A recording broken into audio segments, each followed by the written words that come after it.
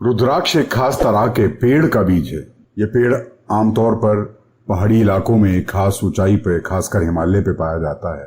पर अफसोस की बात है कि लंबे समय तक इन पेड़ों की लकड़ियों का रेल की पटरी बनाने के नीचे इस्तेमाल हुआ करता था। आज देश में बहुत ही कम रुद्राक्ष के पेड़ बचे हैं। आज ज्यादातर रुद्राक्ष के पेड़ नेपाल, बर्मा, थाईलैंड, इंडोनेशिया में पाए जाते हैं। दक्षिणी भारत में पश्चिमी घाट के कुछ इलाकों में ये पेड़ हैं, लेकिन सबसे अच्छी गुणवत्ता के रुद्राक्ष के पेड़ हिमालय में एक खास ऊंचाई पर मिलते हैं। इसका उपयोग आध्यात्मिक क्षेत्र में किया जाता है। ऐसा माना जाता है कि रुद्राक्ष की उत्पत्ति भगवान शंकर के आंसुओं के जल बिंदु से हुई थी। इसे धारण करने से सकारात्मक ऊर्जा मिलती है। रुद्राक्ष शिव का वरदान है, जो संसार के भौतिक दुखों को दूर करने के लिए प्रभु शंकर ने प्रकट किया था। देवी और सज्जनों, रुद्राक्ष हिंदू देवता भगवान शिव से जुड़ा हुआ है। वह आमतौर पर भक्तों द्वारा सुरक्षा कवच के तौर या ओम नमः शिवाय मंत्र के जाप के लिए पहने जाते हैं। यद्यपि महिलाओं के लिए रुद्राक्ष पहनने पर कोई विशिष्ट प्रतिबंध नहीं है, लेकिन महिलाओं के लिए मोती जैसे अन्य सामग्रियों से बने मोती पहनना आम बात है। ये माला हर समय पहना जा सकता है। केवल स्नान करते समय इसको उतार देते हैं, क्योंकि पानी रुद्राक्ष बीज को हाइड्रेट कर सकते हैं। कुल मिलाकर मुख्य रूप से 17 प्रकार के रुद्राक्ष पाए जाते हैं, परंतु 11 प्रकार के रुद्राक्ष विशेष रूप से प्रयोग में आते हैं। रुद्राक्ष का लाभ अद्भुत होता है और भाव अचूक, परंतु ये तभी संभव है जब सोच समझकर नियमों का पालन करके रुद्राक्ष को धारण किया जाए। बिना नियमों को जाने अनजाने गलत तरीके से रुद्राक्ष को धारण करने से कभी कभी लाभ बिल्कुल नहीं मिलता, बल्कि नुकसान और हो जाता है। आइए देवियों सज्जनों, रुद्राक्ष धारण करने के लिए नियम क्या है ये मैं आपको बताता हूं। पहला नियम, रुद्राक्ष कलाई कंठ और हृदय पे धारण किया जाता है। दूसरा नियम, कलाई में 12, कंठ में 36 और हृदय में 108 दानों को धारण करना चाहिए। एक दाना भी अगर कोई धारण करता है तो ये दाना हृदय तक आना चाहिए और लाल धागे में होना चाहिए।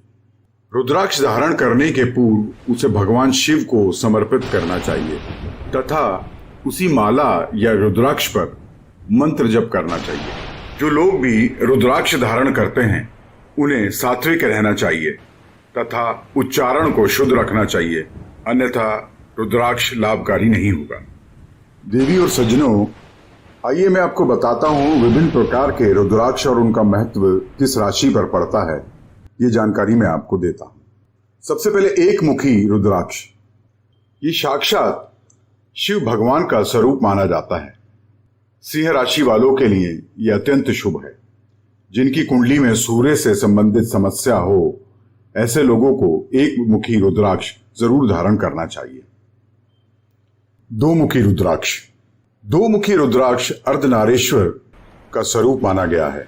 आपकी जानकारी के लिए मैं बता दूं, अर्धनारीश्वर स्त्री और पुरुष दोनों की शारीरिक विशेषताओं को संयुक्त रूप से दर्शाने वाली देवी मूर्ति या शक्ति को कहा जाता है। एक और शिव का एक रूप जिसमें शरीर के आधे भाग में पार्वती जी हैं और आधे भाग में भगवान शंकर हैं। कर्क राशि के जातकों के लिए ये अत्यंत उत्तम परिणाम देता है। अगर वैवाहिक जीवन में समस्या हो या चंद्रमा कमजोर हो तो दो मुखी रुद्राक्ष अत्यंत लाभकारी होता है। तीन मुखी रुद्राक्ष। यह रुद्राक्ष अग्नि और तेज का स्वरूप होता है।